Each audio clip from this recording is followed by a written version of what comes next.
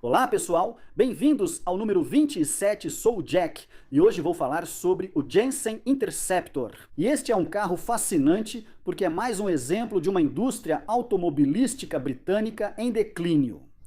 Mas, o mais importante, este era realmente um carro muito bom. Mesmo assim, ainda levou a Jensen à falência. Por quê? Bem, à primeira vista, isso não faz sentido. Este foi o carro mais bem-sucedido da Jensen. 6.000 unidades foram vendidas entre 1966 e 1976.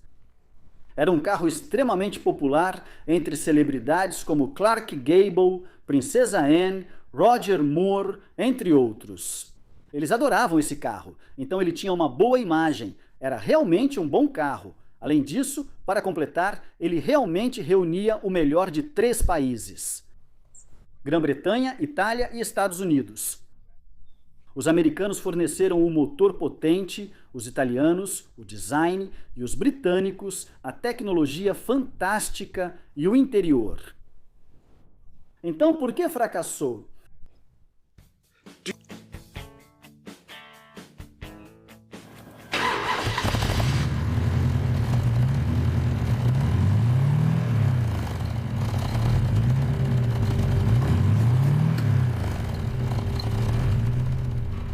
Pequeno erro de continuidade.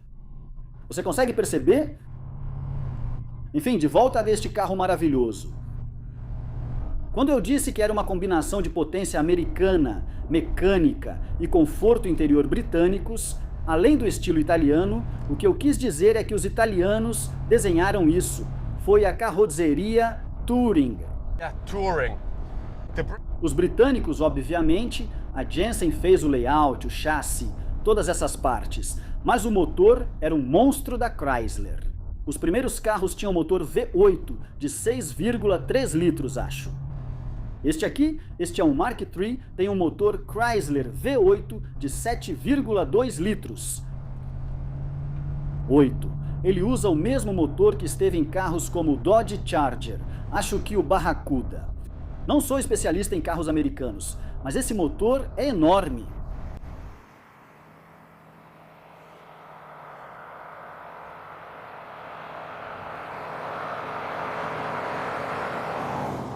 O carro que veio antes deste, o CV8, tinha um estilo que algumas pessoas consideram controverso. Para mim, eles parecem absolutamente fantásticos, mas acho que não eram amados por todos. Então, quando a Jensen decidiu fazer este carro, eles queriam um apelo de mercado mais amplo, por isso optaram por um design italiano. A Touring fez o design.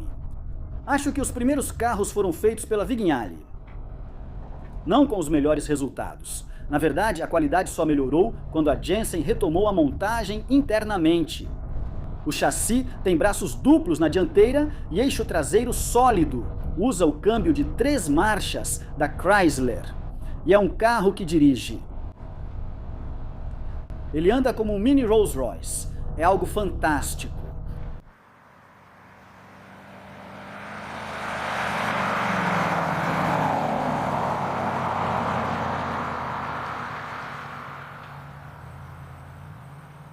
Há alguns motivos principais para ele ter fracassado, mas vou te contar um agora e outro depois. Era fenomenalmente caro. Era muito mais caro do que o E-Type equivalente e ainda mais caro do que o Aston Martin, o V8, que rodava na mesma época. É possível ver onde esse dinheiro foi investido. É um carro que, especialmente pelos padrões britânicos do final dos anos 60, é realmente muito bem feito. Há detalhes de qualidade por toda parte, e embora usasse os interruptores da Lucas, todos eram um pouco diferentes, um pouco exclusivos para este carro específico, o que significa que hoje em dia é um verdadeiro pesadelo encontrar peças para esses interruptores. Agora, eram carros bem pesados. 1.600 quilos para o final dos anos 60 é definitivamente um monstro de carro. Acho que uma grande parte disso é por causa do motor Chrysler. Acho que era para ser um carro de 4 lugares. Não há muito espaço atrás, mas não é um 4 lugares de mentira, como um 911. Acho que dá para colocar algumas crianças de tamanho médio ali. E ele tem acabamento caprichado. O interior parece muito bonito. A ergonomia não é ruim, a posição de dirigir é boa. O volante fica um pouco mais baixo do que eu gostaria, mas não é ruim. Agora, a visibilidade é absolutamente fantástica. Tanto que parece até que o lado de fora entra no carro com você.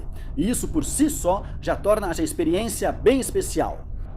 Depois, você tem os materiais maravilhosos. Este couro, que eu acho que tem uma qualidade quase Rolls-Royce, as lâminas de madeira e o carpete Wilton. Até as pequenas alavancas de ajuste dos bancos são revestidas de couro. Ótima atenção aos detalhes, um ótimo lugar para se sentar e também razoavelmente bem isolado contra o ruído. Você pode ouvir aquele maravilhoso V8 roncando enquanto dirige, mas só o suficiente para ser algo agradável e não algo que incomoda.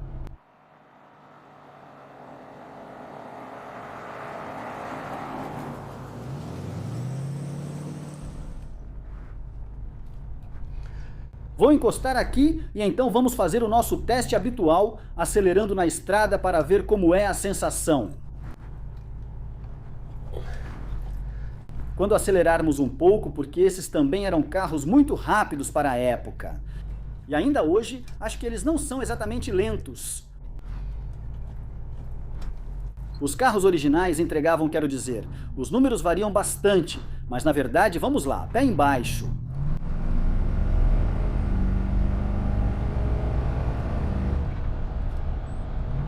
Então ainda tem um bom desempenho, e você pode ouvir que ele tem força de sobra.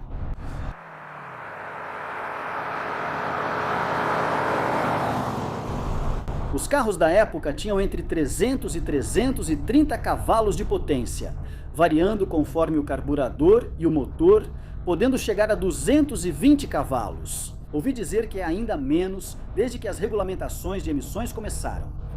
Este é um Mark III com motor de 7,2 litros.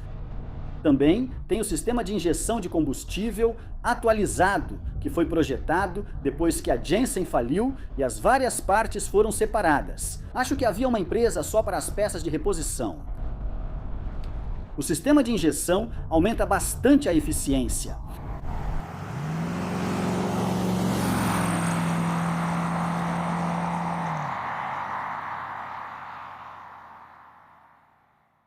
Disse que havia 2 motivos para o fracasso. O segundo motivo era que eles bebiam combustível demais. Este carro em particular, agora com injeção de combustível, se for dirigido com cuidado, pode até chegar a 19 milhas por galão. Mas lá nos anos 60, carros com carburador faziam de 8 a 12 milhas por galão. Agora, ele foi lançado em 1966, mas em 1973, no começo dos anos 70, houve a crise do petróleo. Então, carros grandes e beberrões como este sofreram tremendamente e não havia outra opção. Você só podia tê-lo com esses motores. Naquela época, Jensen decidiu que precisavam buscar uma alternativa. Já havia sido vendido. Creio que os proprietários originais venderam no fim dos anos 60. Os novos proprietários decidiram que iriam fazer um carro que fosse um pouco mais acessível para manter e para comprar.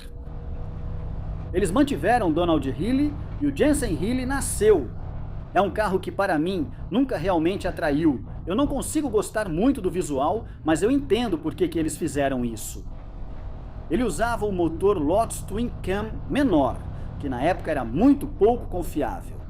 Então, eu acho que o fracasso deste aqui, na verdade, se deveu ao fato de que aquele carro foi lançado sendo muito pouco confiável, todo o dinheiro foi investido nele e esses aqui não venderam tão bem quanto poderiam. É de partir o coração, pois são carros brilhantes. Vou te contar como ele anda. Como disse antes, lembra muito um Bentley Jr., um Rolls-Royce Jr. É um pouco mais fácil de manobrar do que um Rolls. A direção transmite uma sensação muito boa. É assistida e usa pinhão e cremalheira. É bem lenta, mas te dá muito retorno. A suspensão simplesmente engole qualquer irregularidade pela frente. É um GT fantástico e completo. Você sente o peso, a direção não é superassistida e funciona bem com o peso dos outros controles.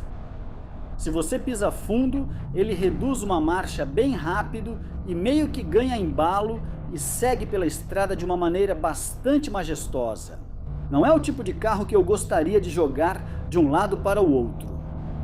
A carroceria é bem controlada em velocidades normais de condução, mas parece que se você abusar, frear muito forte ou virar muito de repente, ela começaria a se mexer bastante. Mas é um carro fantástico. E claro, era relativamente desconhecido, não era um carro chamativo. Então, em vez de pegar uma Ferrari ou um Mercedes grandão e sem graça, esse aqui era realmente uma opção de verdade. O único problema, como eu mencionei, era aquele consumo de combustível terrível. Os modelos mais recentes também foram melhorando cada vez mais em termos de qualidade. Os Mark II tinham um interior muito mais bonito. E então, havia diferenças de detalhes, na verdade, além disso, principalmente diferenças de detalhes entre o Mark I, Mark II e Mark III. E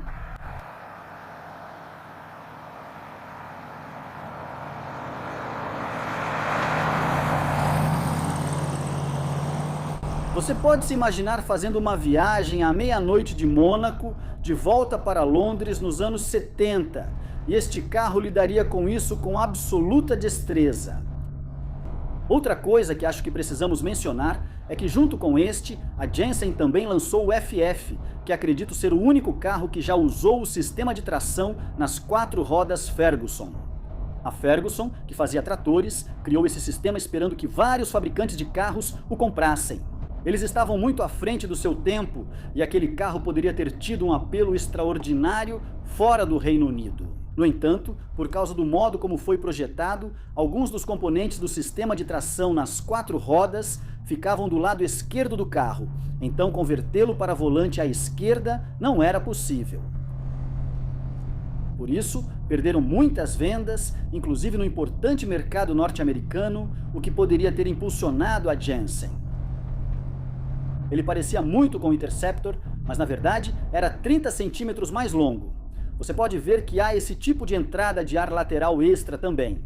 Eu acho muito triste que nos anos 70 a indústria automobilística britânica tenha sido tão maltratada e criticada por coisas que ela simplesmente não fazia muito bem. Os carros não eram muito bons. Eles não tinham boa qualidade, mas depois fizeram um carro realmente bom. Sim, tiveram alguns problemas, inclusive de refrigeração no Mark I, mas no geral é um carro bem feito e um ótimo produto. Ainda assim, a empresa faliu. Será que não havia perdão para a indústria automobilística britânica naquela época? Este é um fantástico Gran Turismo para longas viagens, um carro que tenho o privilégio de ter dirigido, um verdadeiro pedaço da história britânica. Há um toque de tristeza nisso, mas hoje ele se tornou um carro clássico incrível. Acho que você pode encontrá-los por uns 50 mil e por volta de 70 mil por um exemplar realmente bom. Então, ainda é muito menos do que os melhores E-Types, mas relativamente falando, é uma pechincha. Muito obrigado a todos por assistirem. Se você tem um carro interessante que gostaria que eu fizesse uma avaliação, por favor, entre em contato comigo. O Instagram é a melhor maneira e estou realmente ansioso para ver vocês no próximo vídeo.